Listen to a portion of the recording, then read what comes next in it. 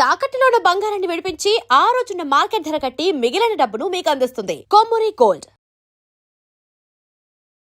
నమస్కారం గురువు గారు. ఆశీర్వచనం. సుందరకాండ పారాయణం. సుందరకాండ పారాయణంలో ప్రతి సమస్యకి సొల్యూషన్ దొరుకుతుందని చెప్పి చెప్తూ ఉంటారు. ముఖ్యంగా ఒక్కొక్క స్వర్గ ఒక్కొక్క ఫలితాన్ని ఇస్తుందని కూడా చెప్తూ ఉంటారు. మరి ఏ కష్టం ఉన్నవారు ఏ స్వర్గ చదవాలి అనేది కూడా ఒక ప్రశ్న. ఇంకొకటి, ఇదంతా కాదు మొత్తం చదివితేనే ఫలితం ఉంటుందని ఇంకొక మాట. నిజంగా సుందరకాండ పారాయణాన్ని వీళ్ళు ఎవరైతే మేము ఇంట్లో చదువుకుందాం అనుకుంటున్న వారు చదువుకోవచ్చా, లేకపోతే మన పేరు మీద వేరే వాళ్ళతో, అంటే బ్రాహ్మణులు చాలామంది ఉంటారు, మీ మీద సుందరకాండ పారాయణం చేస్తా అని చెప్తూ ఉంటారు, అలా చదివించడం ఉత్తమం అంటారా? ముఖ్యంగా ఈ సుందరకాండ పారాయణం వల్ల ఎటువంటి సమస్యల నుండి బయటపడతామంటారు? శ్రీ మహాగణాధిపతయ నమ. ఐం మహాసరస్వత్యే నమ. శ్రీ లలితాంబికాదేవియే నమ. సుందరకాండ పారాయణము చేస్తే ఎటువంటి సమస్యల నుండి బయటపడతాం? అంతేనా ప్రశ్న? అంతే. సుందరకాండ పారాయణం చేస్తే మనకు ఈ కష్టం తీరుతుంది, ఈ కష్టం తీరదు అనేది ఏమి ఉండదు. ఎందుకు ఈ మాట చెప్తున్నాను అంటే, అసలు సుందరకాండ ఏ సందర్భంలో చెప్పబడింది, దాని యొక్క 68 సర్గల యొక్క సారాంశం ఏమిటి, ఎవరు అమ్మవారిని కనుగొనగలుగుతాడు, అమ్మవారు ఎక్కడ ఉంది, ఎందుకు అమ్మవారిని ఎందుకు కనుక్కోవాలి, రాముడిలో సగమైనటువంటి సీతామ్మవారు, అమ్మవారు లేకపోతే రాముడు ఒకడు ఏం చేస్తాడు? అవును.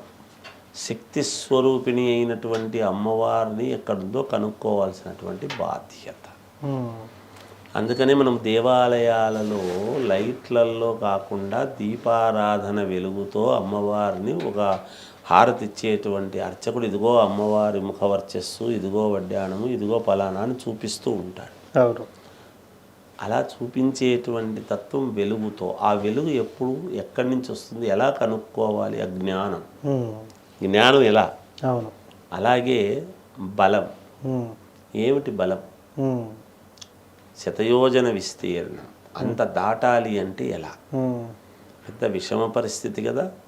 మధ్యలో అడ్డగించినటువంటివి ఏమేమి, ఎటువంటి రాక్షసులు అడ్డగించినారు, వాటిని దాటుకుని ఎలా వెళ్ళగలిగినారు, మన జీవిత నిత్యకృత్యములో మనము దాటేటువంటి సమస్యలు ఎన్ని, సప్త సముద్రాల లాంటి సమస్యలు మనకు లేవా?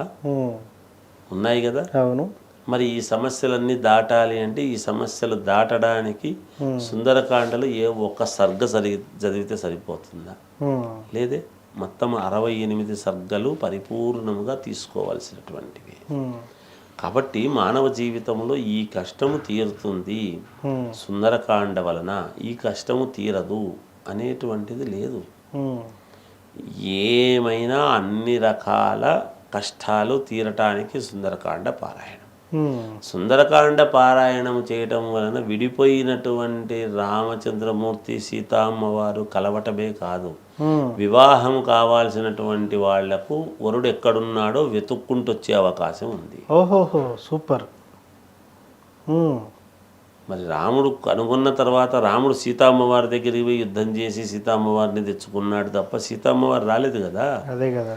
అలాగే వరుడు సుందరకాండ పారాయణము ఇంట్లో గనక చదివించినారు, బ్రాహ్మణోత్తముని పెట్టి చదివిస్తూ సర్గకు తీర్థమిస్తారు హారతిచ్చి. ప్రతి సర్గకు అక్కడికి ఒక సర్గ అయిపోయిద్ది అనేటువంటి దాని వలన అక్కడ హారతి ఇచ్చి, గ్రంథానికి మొదలుపెట్టినప్పుడు ఇస్తారు, సర్గ అయిపోయినప్పుడు ఇస్తారు, హారతి తీసుకోవడము, ఆ అమ్మాయి అక్కడ కూర్చొని తదేక దృష్టితో తీసుకుంటే ఈ 68 సర్గలకు 68 సార్లు మనం ఇవ్వటం అనేది జరుగుతుంది. ఓకే.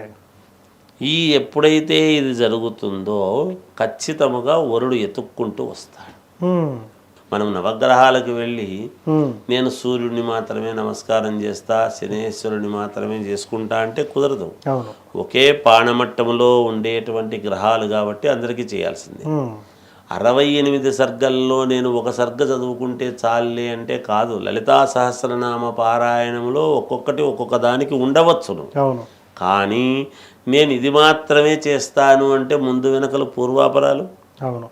అవి వాటి వల్లనే ఇది యోగింపబడుతుంది ఎస్. ఎప్పుడు కూడా. అవును.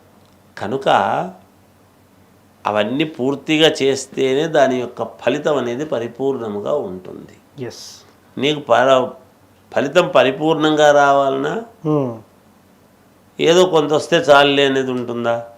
ఫలితం పరిపూర్ణంగా రావాలి. ఫలితం పరిపూర్ణంగా రావాలి ఫలితము అని అనుకున్నప్పుడు సుందరకాండ పారాయణము 68 సర్గలు చేయవలసిందే. ఓకే. నేను పద్యముఖ ఆంజనేయ స్వామి ఉపాసకుడిగా నాకు తెలిసినటువంటిది ఏమిటి అంటే, శాస్త్రములో ఉన్నది ఏమిటి అంటే 68 సర్గలు ఖచ్చితముగా పద్ధతి ప్రకారముగా చదవవలసినటువంటిది. ఓకే. అందులో ఏమాత్రం సందేహం లేదు. ఎస్. సో చాలా సంతోషం గురువు గారు. సుందరకాండ పారాయణం వల్ల ఎటువంటి ఫలితాలు పొందవచ్చని చెప్పున్నారు. ధన్యవాదాలు. జయోస్తు.